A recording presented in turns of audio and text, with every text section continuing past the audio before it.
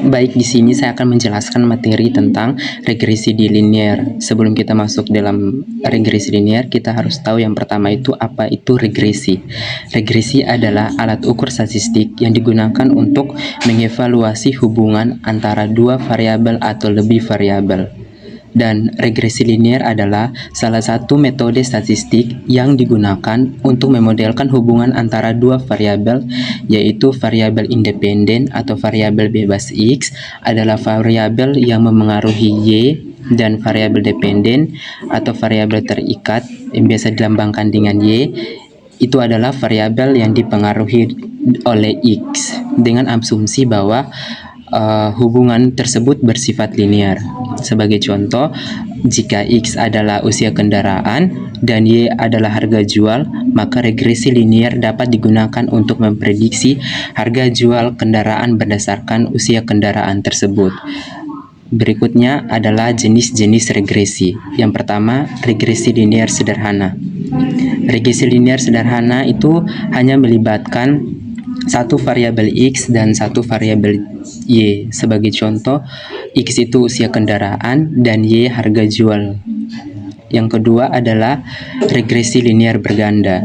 Regresi linear berganda ini melibatkan lebih dari satu variabel independen atau X1 biasa dimakan dengan X1, X2, X3 dan seterusnya untuk memprediksi satu Y. Sebagai contoh, X1 itu usia kendaraan, X2 jarak tempuh kendaraan, dan X3 kapasitas mesin. Itu digunakan untuk memprediksi harga jual kendaraan tersebut. Berikut ini adalah fungsi dari regresi linear. Yang pertama, menganalisis hubungan antara variabel bebas atau X dan variabel terikat atau Y. Yang kedua, memprediksi nilai Y berdasarkan X. Yang ketiga, membuat model matematis yang mempresentasikan hubungan tersebut dalam bentuk persamaan. Selanjutnya, ada manfaat dari regresi linear, yaitu menjadi dasar dalam pengambilan keputusan yang lebih akurat berdasarkan data. Dan tujuannya itu, satu, mengetahui seberapa besar pengaruh variabel independen terhadap variabel dependen. Yang kedua, menyusun persamaan regresi untuk estimasi atau prediksi di masa depan. Yang ketiga, membantu dalam pengambilan keputusan berbasis data kuantitatif. Berikut ini adalah rumus dari regresi linear sederhana melibatkan satu variabel independen dan satu variabel dependen dengan rumus Y sama dengan beta 0 tambah beta 1 kali XI tambah epsilon, dengan Y sama dengan variabel dependen atau variabel terikat, X itu variabel independen atau variabel bebas, beta 0 itu intercept, beta 1 itu slope, dan epsilonnya itu sebagai error. Yang kedua ada rumus regresi linear berganda melibatkan lebih dari satu variabel independen dengan rumus Y sama dengan beta 0 tambah beta 1 kali X1 tambah beta 1 kali X2 sampai tambah beta N kali Xn tambah epsilon, dengan X1, X2 sampai Xn itu variabel independen, beta 1, beta 2 sampai beta n itu koefisien untuk masing-masing variabel independen, beta 0 itu sebagai intercept, epsilon sebagai error, dan Y itu variabel dependen atau variabel terikat. Dengan X1, X2 sampai Xn itu variabel independen, beta 1, beta 2 sampai beta n itu koefisien untuk masing-masing variabel independen, beta 0 itu intercept, epsilon errornya, dan Y itu variabel independen atau variabel terikat. Baik, selanjutnya di sini saya akan menjelaskan mengenai persamaan regresi linear. Jadi, persamaan regresi linear itu digunakan untuk memprediksi nilai dari variabel yang lain. Nah, di sini rumus umum persamaan regresi linear yaitu Y sama dengan A ditambah BX. Di sini keterangannya Y itu merupakan variabel dependen atau variabel terikat, A itu merupakan intercept atau titik potong ketika X sama dengan 0, B itu merupakan slope atau kemiringan, dan X itu merupakan variabel independen atau variabel bebas. Nah, di sini X ini yang akan memprediksi atau menentukan nilai dari variabel Y. Baik, selanjutnya di sini saya juga akan menjelaskan mengenai penurunan rumus A dan B. Di sini akan menggunakan estimasi di mana persamaan yang kita gunakan adalah persamaan regresi linear sederhana, di mana persamaannya yaitu YI sama dengan beta 0 ditambah beta 1 XI ditambah epsilon. Nah, di sini metode yang kita gunakan adalah metode kuadrat terkecil, di mana metode ini bertujuan untuk meminimalkan jumlah kuadrat kesalahan. Nah, untuk itu kita akan menentukan terlebih dahulu persamaan dari kesalahannya. Di sini yang menjadi kesalahan atau errornya adalah epsilon, maka persamaannya bisa dituliskan E sama dengan YI dikurang beta 0 dikurang beta 1 XI. Nah, seperti yang sudah saya jelaskan tadi bahwa di sini kita bertujuan untuk meminimalkan jumlah kuadrat kesalahannya, maka rumus yang bisa kita gunakan adalah E sama dengan sigma dari I sama dengan 1 sampai N dari epsilon kuadrat. Nah, sudah kita tentukan persamaan dari epsilonnya, tinggal kita masukkan saja ke dalam rumusnya, di mana menjadi E sama dengan sigma dari I sama dengan 1 sampai N YI dikurang beta 0 dikurang beta 1 XI kuadrat.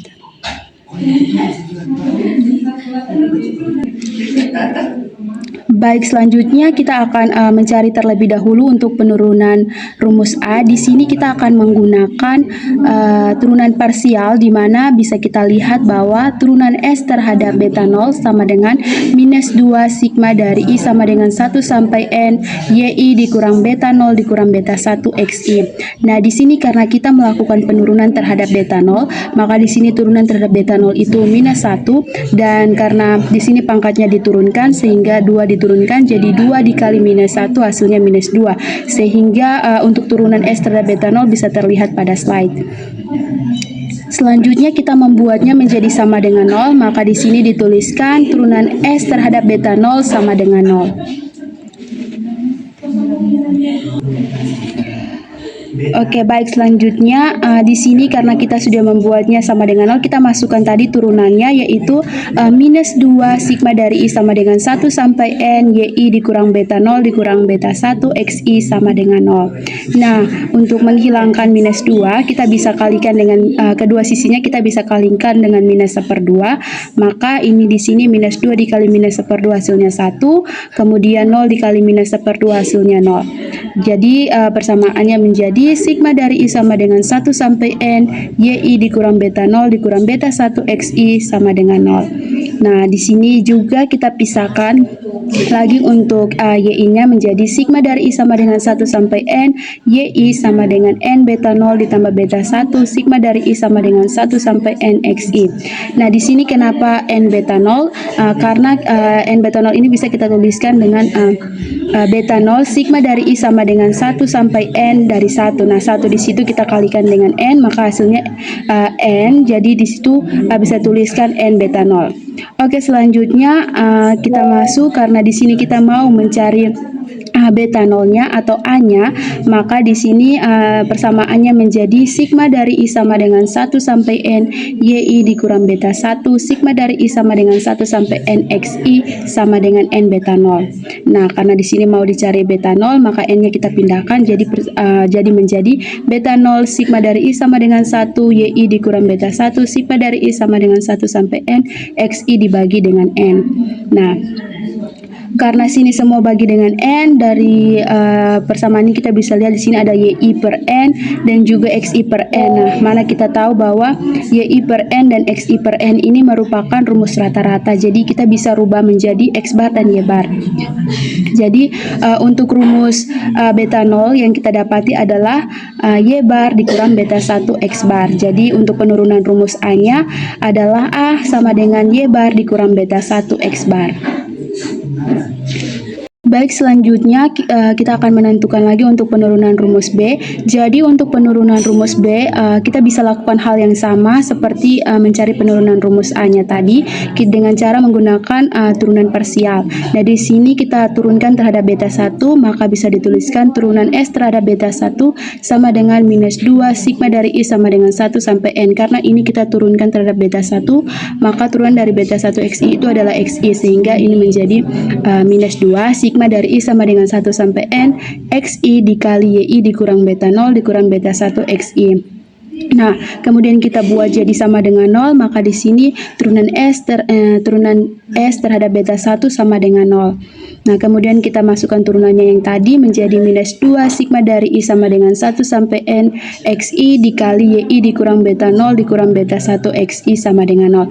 Nah, ini kita kalikan masuk sehingga jangan dulu, kita hilangkan dulu minus 2-nya terlebih dahulu. Nah, seperti pada penurun rumus A, kita kalikan juga dengan minus 1/2, di mana hasilnya itu minus 2 dikali minus 1/2 itu hasilnya 1, dan juga 0 dikali minus 1/2 itu hasilnya 0. Nah, setelah itu baru kita kalikan masuk saja, jadi persamaannya menjadi sigma dari I sama dengan 1 sampai N XI dikali YI dikurang beta 0 sigma dari I sama dengan 1 sampai N XI dikurang beta 1 sigma dari I sama dengan 1 sampai N XI kuadrat sama dengan 0. Nah, kemudian kita pisahkan yang beta 1, beta 0-nya tersendiri, jadi ini menjadi sigma dari I sama dengan 1 sampai N XI dikali YI sama dengan beta 0 sigma dari I sama dengan 1 sampai N XI ditambah beta 1 sigma dari I sama dengan 1 sampai N XI kuadrat.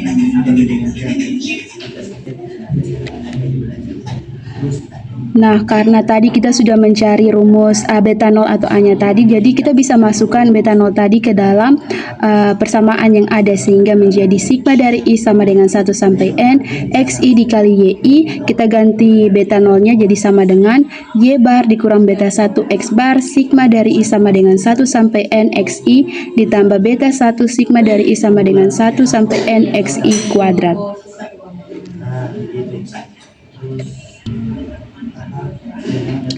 Kemudian kita kalikan juga menjadi sigma dari I sama dengan 1 sampai N XI dikali YI sama dengan Y bar sigma dari I sama dengan 1 sampai N XI dikurang beta 1 X bar sigma dari I sama dengan 1 sampai N XI ditambah beta 1 sigma dari I sama dengan 1 sampai N XI kuadrat. Nah, karena di sini kita mau mencari beta 1-nya, maka kita pisahkan yang sama-sama beta 1, kita pisahkan tersendiri. Jadi persamaannya menjadi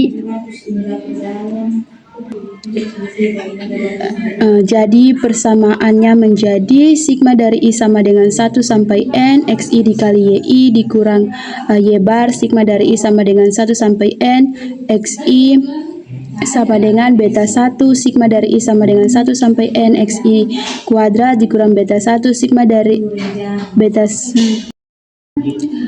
Kita pisahkan saja sehingga persamaannya menjadi I sama dengan 1 sampai N XI dikali YI dikurang Y bar sigma dari I sama dengan 1 sampai N XI sama dengan beta 1 sigma dari I sama dengan 1 sampai N XI kuadrat dikurang beta 1 X bar sigma dari I sama dengan 1 sampai N XI.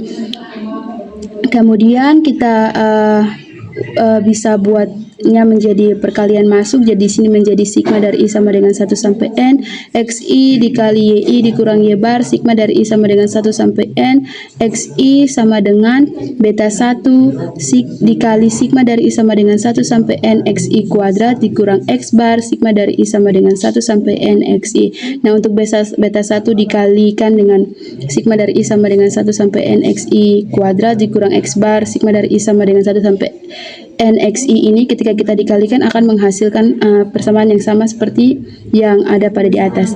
Nah, selanjutnya karena di sini kita akan mencari beta 1-nya, maka bisa kita tuliskan sigma dari I sama dengan 1 sampai N XI dikali YI dikurang Y bar sigma dari I sama dengan 1 sampai N XI dibagi sigma dari I sama dengan 1 sampai N XI kuadrat dikurang X bar sigma dari I sama dengan 1 sampai N XI. Karena di sini ada Y bar dan X bar. Nah, untuk Y bar dan X bar ini kita bisa ubah menjadi YI per N dan XI per N, sehingga persamaannya bisa kita tuliskan beta 1 sama dengan sigma dari I sama dengan 1 sampai N XI dikali YI dikurang sigma dari I sama dengan 1 sampai N YI per N sigma dari I sama dengan 1 sampai N XI dibagi sigma dari I sama dengan 1 sampai N XI kuadrat dikurang sigma dari I sama dengan 1 sampai N XI per N sigma dari I sama dengan 1 sampai N XI. Nah, di sini karena ada per n, maka kita bisa samakan juga penyebutnya dengan kalikan dengan n. Nah, sehingga menjadi beta 1 sama dengan n, sigma dari i sama dengan 1 sampai n xi dikali yi dikurang sigma dari i sama dengan 1 sampai n yi, sigma dari i sama dengan 1 sampai n xi dibagi n, kemudian dibagi lagi n sigma dari i sama dengan 1 sampai n xi kuadrat dikurang sigma dari i sama dengan 1 sampai n xi, sigma dari i sama dengan 1 sampai n xi dibagi n. Nah, di sini karena sudah sama-sama dibagi n, jadi kita bisa coret saja n-nya. Jadi persamaan beta satunya sama dengan n sigma dari i sama dengan 1 sampai n xi dikali yi dikurang sigma dari i sama dengan 1 sampai n yi, sigma dari i sama dengan 1 sampai n xi dibagi dengan n sigma dari i sama dengan 1 sampai n xi kuadrat dikurang karena di atas ini dikalikan xi dikali xi, jadi menjadi dikurang sigma dari i sama dengan 1 sampai n xi dikuadratkan. Nah, sehingga penurunan rumus b-nya itu adalah b atau beta 1 itu adalah n sigma dari i sama dengan 1 sampai n xi dikali yi dikurang sigma dari i sama dengan 1 sampai n yi, sigma dari i sama dengan 1 sampai n xi dibagi n sigma dari i sama dengan 1 sampai n xi kuadrat dikurang sigma dari i sama dengan 1 sampai n xi dikuadratkan. Baik, di sini saya akan menjelaskan pengertian dari korelasi dan korelasi itu sendiri. Jadi, korelasi adalah suatu alat analisis yang dipergunakan untuk mencari hubungan antara variabel independen atau yang bisa kita sebut dengan variabel bebas dan juga variabel dependen atau yang biasa kita sebut dengan variabel terikat, dan kita akan mencari seberapa kuat sih pengaruh hubungan keduanya. Jadi intinya, korelasi itu mengukur seberapa erat dua variabel bergerak secara bersamaan. Nah, seperti yang ditampilkan di slide, ini merupakan rumusnya. Jadi, koefisien korelasi itu biasanya kita lambangkan dengan R, menunjukkan seberapa kuat perubahan di satu variabel yang berhubungan dengan perubahan di variabel yang lainnya. Dan nilai korelasi itu berkisar di minus 1 sampai dengan positif 1. Skor pada yang ditampilkan pada slide di bagian akhir, di mana skor pun dari plus 0,5 hingga plus 1 itu menunjukkan korelasi yang positif yang sangat kuat, di mana ini berarti bahwa keduanya itu meningkat pada saat yang sama. Garis yang paling sesuai atau garis trend adalah tempat yang paling tepat untuk mempresentasikan data pada grafiknya. Nah, dalam hal ini garis tren itu mengikuti titik data ke atas untuk menunjukkan korelasi yang positif. Nah, meskipun tidak disebutkan secara eksplisit di slide ini, penting untuk diingat bahwa interpretasi nilai R secara umum bahwa R akan bernilai positif 1 ketika korelasinya kita itu positif sempurna, di mana ini artinya bahwa peningkatan satu variabel selalu diikuti dengan peningkatan proporsional dari variabel yang lainnya. Ketika R kita berada di rentang plus 1 dan juga 0, ini menunjukkan bahwa korelasinya positif. Tapi semakin dekat dengan plus 1 itu akan semakin kuat korelasinya. Ketika korelasi kita sama dengan 0, itu artinya bahwa tidak ada korelasi yang linear antara kedua variabel tersebut. Ketika nilai R-nya kita atau korelasinya kita berada di rentang antara 0 dan juga negatif 1, ini menunjukkan bahwa korelasi kita adalah negatif, atau artinya bahwa semakin dekat dengan negatif 1, semakin kuat korelasinya, atau peningkatan satu variabel diikuti dengan penurunan variabel yang lainnya. Ketika korelasi kita itu sama dengan minus 1, itu menunjukkan bahwa korelasi kita negatif sempurna, di mana ini bahwa peningkatan satu variabel selalu diikuti oleh penurunan proporsional antara variabel yang lainnya. Nah, batas plus 0,5 itu sebagai awal korelasi positif yang sangat kuat. Ini menunjukkan bahwa interpretasi yang mungkin digunakan dalam konteks kita. Namun penting untuk diingat bahwa interpretasi kekuatan korelasi bisa subjektif dan ini tergantung pada bidang penelitiannya. Nah, pada slide itu terdapat sebuah grafik di mana grafik itu merupakan grafik scatter plot. Di mana di situ di dalam slide ditampilkan bahwa di bagian bawah slide terdapat sebuah scatter plot atau yang biasa kita sebut dengan diagram pencar.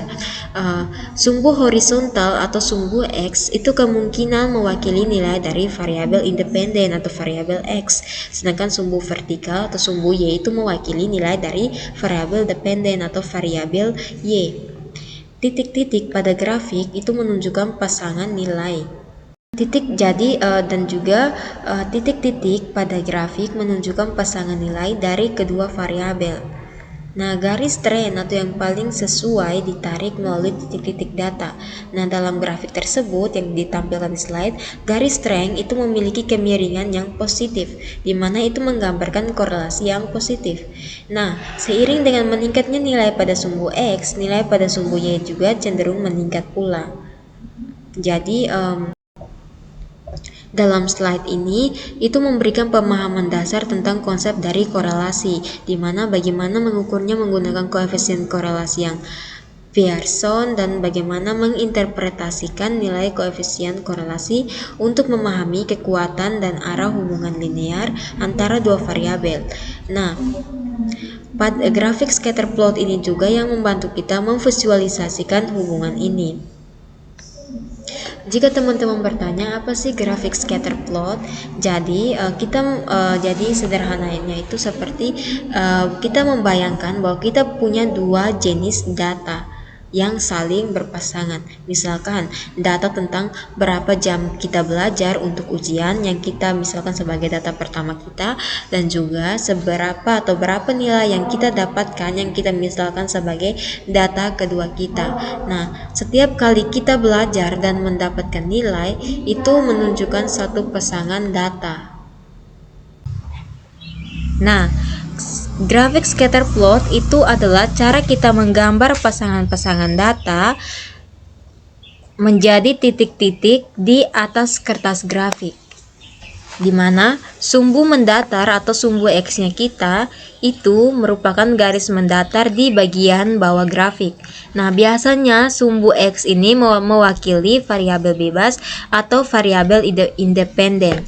Nah, dalam contoh belajar dan nilai ujian, sumbu X itu menunjukkan jumlah jam belajar, dan sumbu tegak atau sumbu Y itu merupakan garis tegak di sisi kiri grafik. Nah, biasanya sumbu ini mewakili variabel terikat atau variabel dependen. Nah, dalam contoh yang sama antara jam belajar dan nilai ujian, sumbu Y ini menunjukkan nilai ujian. Nah, titik-titik atau points itu ibaratkan seperti setiap titik pada grafik itu mewakili satu pasangan data. Jadi lokasi titik itu ditentukan oleh nilai pada sumbu X dan juga nilai pada sumbu Y untuk pasangan data tersebut. Nah, misalkan jika kita belajar 5 jam dan mendapatkan nilai 80. Nah, itu berarti akan ada satu titik di mana garis dari angka 5 di sumbu X bertemu dengan angka 80 di sumbu Y. Nah, berdasarkan grafik scatter plot pada slide, di mana grafik pada slide itu menunjukkan beberapa titik yang tersebar di area grafiknya. Nah, kita perlu memperhatikan elemen-elemen penting di grafik scatter plot tersebut, di mana yang pertama adalah penyebaran titik atau scatter of points. Nah, titik-titik ini tidak membentuk garis lurus yang sempurna. Jadi yang ditampilkan di slide itu titik-titiknya tidak membentuk garis lurus yang sempurna, melainkan menyebar. Nah, inilah mengapa namanya itu adalah scatter plot atau plot sebaran atau pencar. Nah, penyebaran inilah yang menunjukkan bahwa hubungan antara kedua variabel mungkin tidak selalu persis sama di setiap saat, tetapi ada kecenderungan tertentu. dan juga ada arah umum penyebarannya.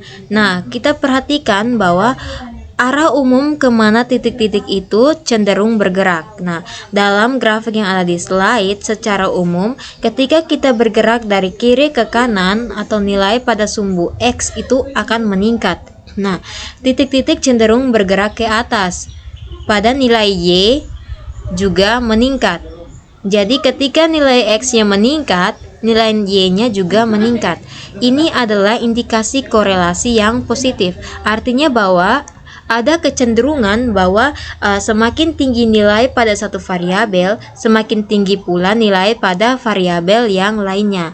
Nah, dalam contoh seperti belajar dan nilai ujian tadi, ini berarti semakin banyak jam belajar, cenderung semakin tinggi nilai ujiannya.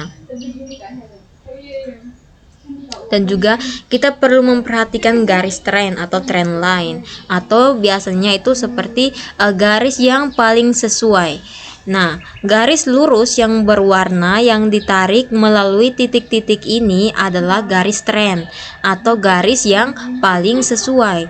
Nah, garis ini adalah representasi sederhana dari arah umum hubungan antara kedua variabel. Nah, garis ini mencoba untuk sedekat mungkin dengan semua titik datanya. Nah, kemiringan dari garis tren itu di mana itu memberikan kita informasi tentang arah korelasinya. Jika garis miring ke bawah itu berarti menunjukkan korelasi yang negatif, atau ketika satu variabel yang naik, variabel yang lain itu cenderung turun. Ketika garis hampir datar itu menunjukkan bahwa korelasi yang lemah atau tidak ada korelasi linear. Nah, dan juga ada kekuatan korelasi dari penyebaran. Nah, seberapa dekat titik-titik dengan garis trennya itu menunjukkan seberapa kuat korelasinya. Artinya bahwa semakin dekat titik-titik mendekati garisnya, itu berarti korelasinya semakin kuat. Nah, titik-titik sangat rapat di sekitar garis tren, itu berarti menunjukkan bahwa korelasi yang kuat. Nah, perubahan pada satu variabel itu sangat terkait dengan perubahan pada variabel yang lainnya. Jika titik-titik tersebar jauh dari garis trennya kita, itu menunjukkan bahwa korelasinya itu lemah, di mana ini menunjukkan hubungan antara kedua variabel tidak terlalu kuat atau konsisten. Apa sih hubungan antara koefisien korelasi?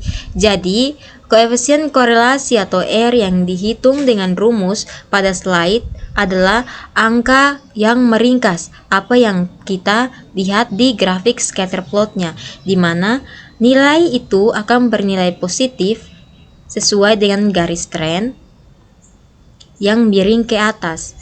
Jadi nilainya itu positif ketika garis trennya kita itu miring ke atas, yang dimana itu akan menunjukkan korelasi yang positif. Nilai negatif ketika garis trennya miring ke bawah, atau itu akan menunjukkan korelasi yang negatif. Nah, nilai R mendekati positif 1 atau minus 1 itu ketika titik-titik yang sangat rapat di sekitar garis tren, atau itu akan menunjukkan korelasi yang kuat. Ketika nilai R atau nilai korelasi kita mendekati 0, itu sesuai dengan titik-titik yang tersebar jauh tanpa pola yang jelas. Itu akan menunjukkan korelasi yang lemah atau tidak ada.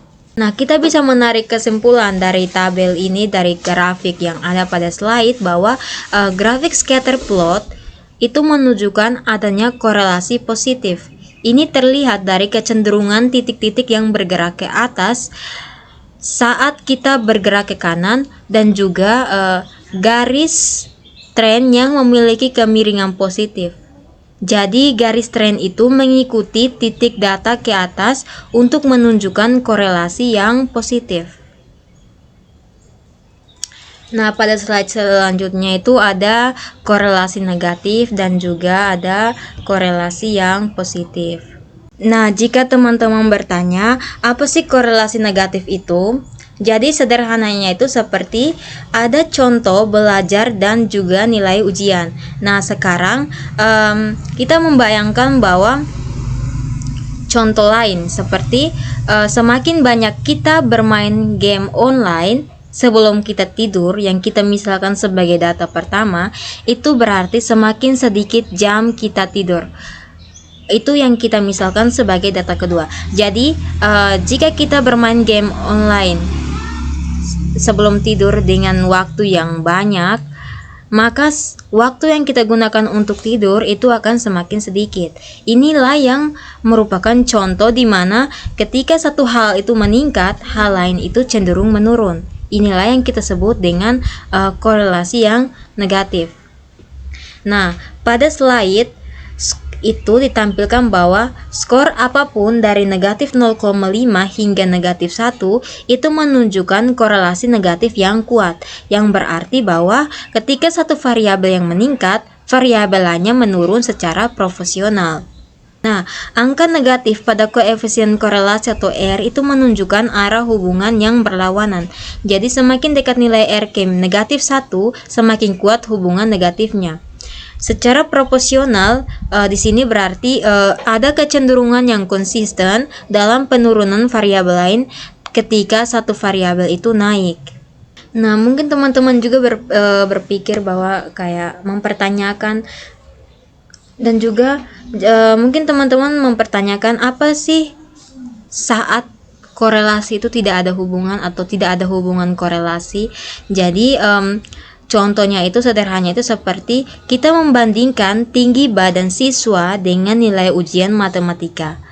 Kemungkinan besar tidak ada hubungan yang jelas antara keduanya. Beberapa siswa tinggi bisa mendapatkan nilai yang bagus, yang lainnya tidak. Hal yang sama berlaku untuk siswa yang pendek. Inilah yang disebut tidak ada korelasi. Jadi tidak ada korelasi antara tinggi badan dengan nilai ujian matematika. Jadi skor 0 itu menunjukkan bahwa tidak ada korelasi atau hubungan antara kedua variabel. Koefisien korelasi yang mendekati 0 menandakan tidak adanya hubungan linear yang signifikan antara kedua variabel. Semakin besar ukuran sampel, semakin akurat hasilnya. Jadi semakin banyak data yang kita masukkan ke dalam rumus, semakin akurat hasil akhirnya. Nah, pada slide berikutnya terdapat gambar di mana ada korelasi negatif yang sempurna, korelasi negatif yang sedang, tidak adanya korelasi, korelasi positif sedang, dan juga korelasi positif yang sempurna. Nah, penjelasannya itu seperti bayangkan kita sedang melihat hubungan antara kedua hal. Misalnya hubungan antara tinggi badan dan juga berat badan seseorang. Nah, biasanya orang yang lebih tinggi cenderung memiliki berat badan yang lebih besar. Ini adalah contoh korelasi yang positif. Jumlah jam belajar dan jumlah kesalahan dalam ujian biasanya semakin banyak jam belajar, semakin sedikit kesalahan yang dibuat. Ini adalah korelasi yang negatif. Ukuran sepatu dan nilai ujian. Nah, tidak ada hubungan yang jelas antara ukuran sepatu dan nilai ujian. Ini adalah contoh tidak adanya korelasi. Nah, skala pada gambar itu membantu kita mengukur seberapa kuat hubungan tersebut dan apakah hubungan positif atau negatifnya. Jadi, skala korelasi itu memiliki rentang nilai dari negatif 1 hingga positif 1. Setiap nilai pada skala ini memiliki arti yang spesifik, di mana nilai di sekitar 0,0 itu artinya menandakan bahwa tidak adanya korelasi. Nah, jika nilai korelasi mendekati 0, ini berarti tidak ada hubungan linear yang signifikan antara kedua variabel. Nah, perubahan pada satu variabel tidak secara konsisten mempengaruhi variabel lainnya. Pada skala ini ditunjukkan dengan label tidak ada korelasi dan positif lemah, serta negatif lemah di dekat angka 0. Contohnya itu seperti tidak ada korelasi antara warna mobil yang kita pilih dengan nilai ujian matematika kita. Kapan korelasi itu positif? Jadi nilai korelasi positif itu menunjukkan bahwa kedua variabel bergerak ke arah yang sama. Nah, jadi ketika satu variabel meningkat, variabel lainnya cenderung meningkat juga. Sebaliknya, ketika satu variabel menurun, variabel lainnya juga cenderung menurun. Baik teman-teman semua, selanjutnya kita akan masuk ke dalam contoh kasus regresi linear. Nah teman-teman, dalam soal sebuah butik di kota X melakukan percobaan jumlah pengunjung dan pendapatan harian selama 6 hari operasional. Nah butik tersebut buka setiap hari dari pukul 10.00 AM sampai 10.00 PM. Nah data yang diperoleh adalah sebagai berikut. Nah, teman-teman bisa lihat dalam tabel itu bahwa hari pertama sampai hari ke-6. Nah, jumlah pengunjung itu pada hari pertama itu jumlah pengunjungnya yaitu 25 dan jumlah pendapatan atau per harinya itu 1.250.000. Nah, hari kedua yaitu jumlah pengunjungnya 40 dan jumlah pendapatan per hari yaitu 2 juta. Terus hari ketiga itu jumlah pengunjungnya 30 dan jumlah pendapatan per harinya itu 1.500.000. Dan hari keempat yaitu jumlah pengunjungnya 35 dan jumlah pendapatan per hari itu 1.750.000. Dan jumlah hari kelima jumlah pengunjungnya yaitu 50 dan jumlah pendapatan per harinya itu adalah 2.600.000. Dan selanjutnya yaitu hari ke-6 itu jumlah pengunjungnya 60 dan jumlah pendapatan per harinya itu 3 juta. Nah, teman-teman, jumlah pengunjungnya itu kita misalkan dengan X dan jumlah pendapatan per harinya itu kita misalkan dengan Y. Nah, dalam soal itu tentukan yang pertama persamaan regresinya dan interpretasikan.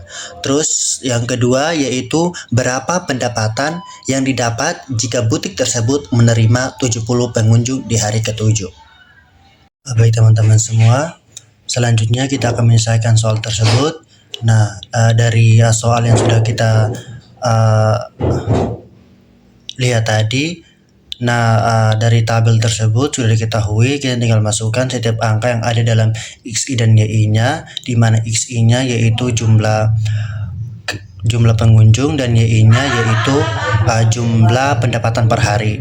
Nah teman-teman, jumlah pengunjung atau XI-nya itu jumlah totalnya atau jumlah keseluruhannya itu adalah 240 dan YI atau jumlah pendapatan per harinya itu jumlah total atau jumlah keseluruhannya yaitu 12.100.000.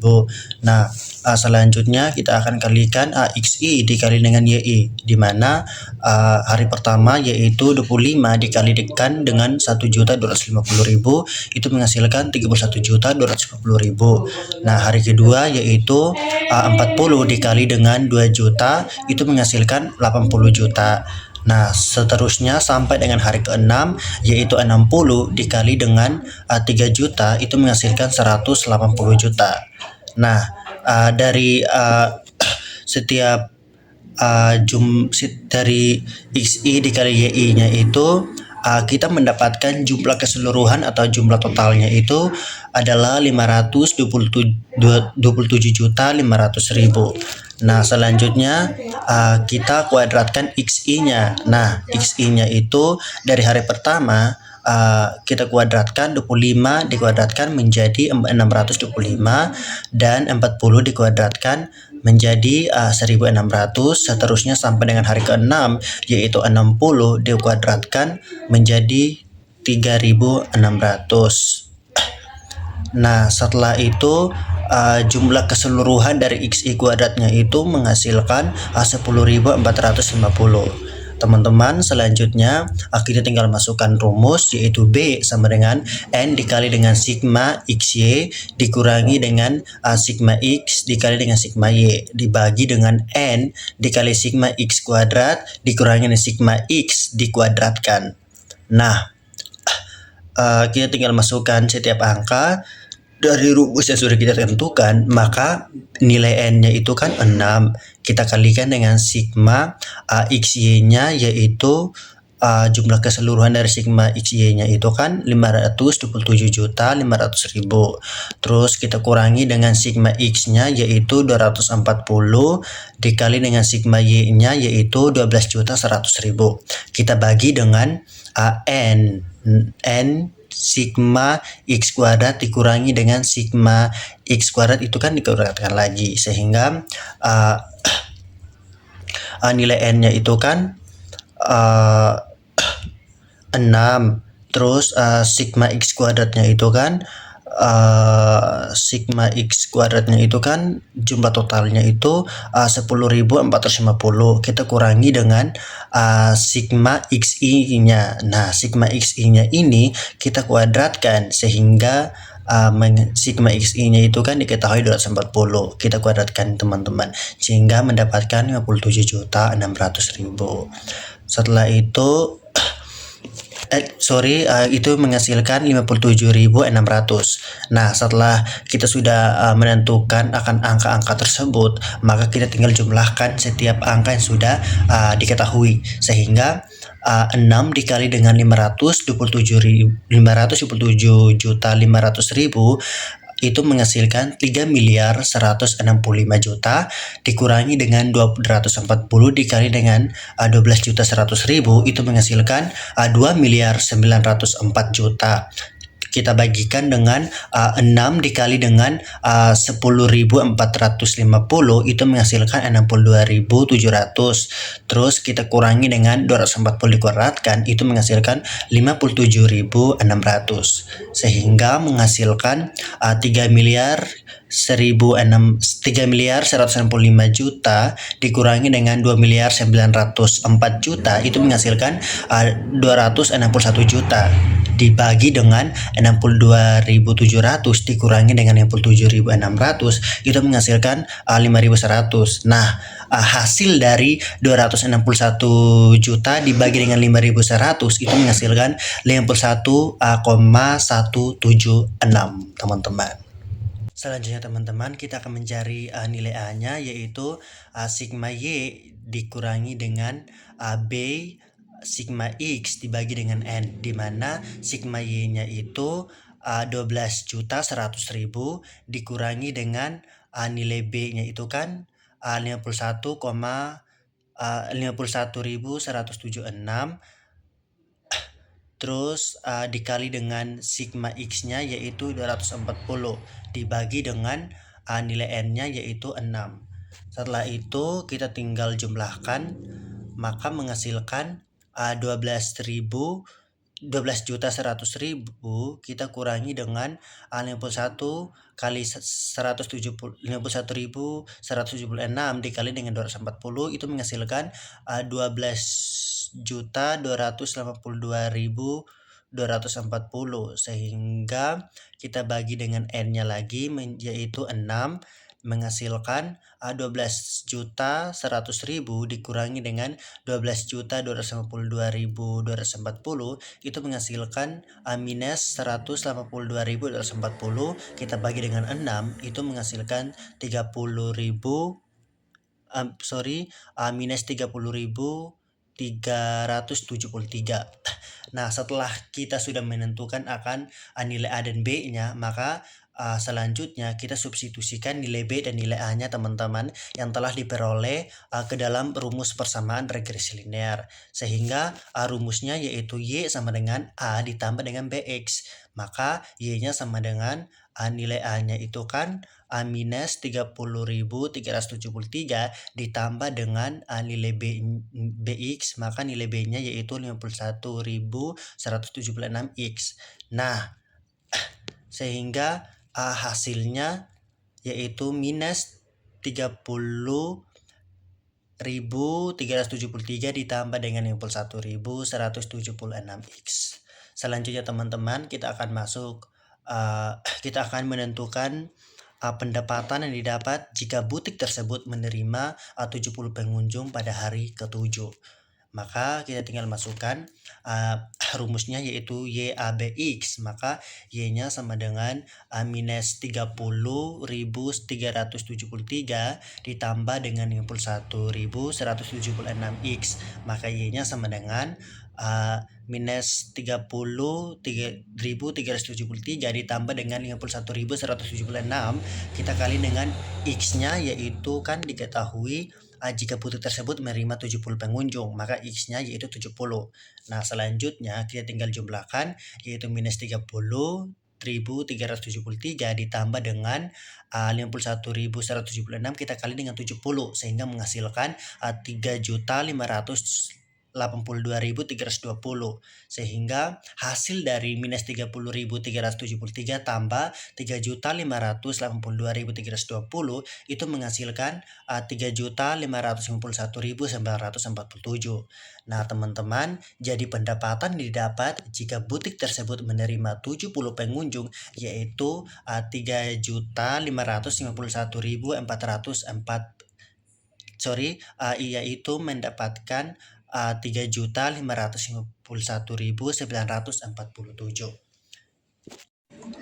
Baik, di sini saya akan menjelaskan contoh kasus korelasi.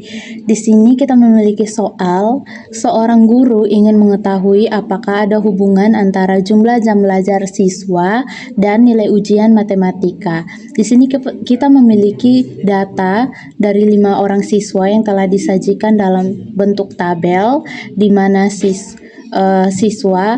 di mana kita memiliki datanya itu ada 5 siswa dan jam belajarnya itu kita simbolkan dengan X dan nilai ujian kita misalkan dengan Y, dan kita diminta untuk menghitung korelasi atau R dan hasilnya. Nah, untuk penyelesaiannya sendiri, karena rumus korelasi itu adalah R sama dengan N kali sigma XY dikurangi sigma Y.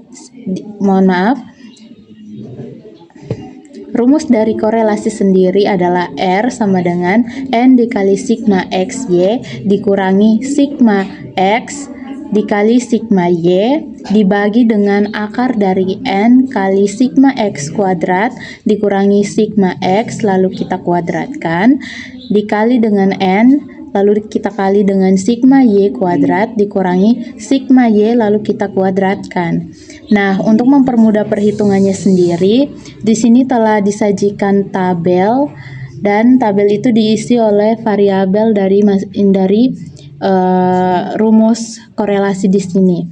Nah, karena rumus korelasi memiliki X kali Y, maka kita tinggal kalikan variabel nilai yang ada dalam variabel, lalu X kuadrat dan Y kuadrat. Nah, setelah itu karena di sini ada notasi sigma, tinggal kita jumlahkan nilai dari variabel yang ada, itu tinggal kita jumlahkan. Nah, setelah kita menjumlahkan dan kita telah mendapatkan hasilnya, tinggal kita substitusikan masuk ke dalam rumus tersebut, di mana N atau banyaknya data itu kita memiliki data sebanyak 5 dikali dengan sigma XY itu adalah 2350 dikurangi dengan sigma X yaitu 30 dikali dengan sigma Y yaitu 375 dibagi dengan N yaitu 5 kita kali dengan sigma X kuadrat yaitu 220 lalu kita kurangi dengan sigma X yaitu 30 lalu kita kuadratkan kita kali lagi dengan N yaitu 5, kita kali lagi dengan sigma Y kuadrat yaitu 28.375 dikurangi dengan sigma Y yaitu 375 lalu kita kuadratkan. Nah, setelah kita melakukan substitusi ke dalam rumus, tinggal kita melakukan perhitungan. Dan setelah melakukan perhitungan, hasil akhir yang kita dapat adalah 1, sehingga hasil ini menunjukkan adanya korelasi, yaitu korelasi positif.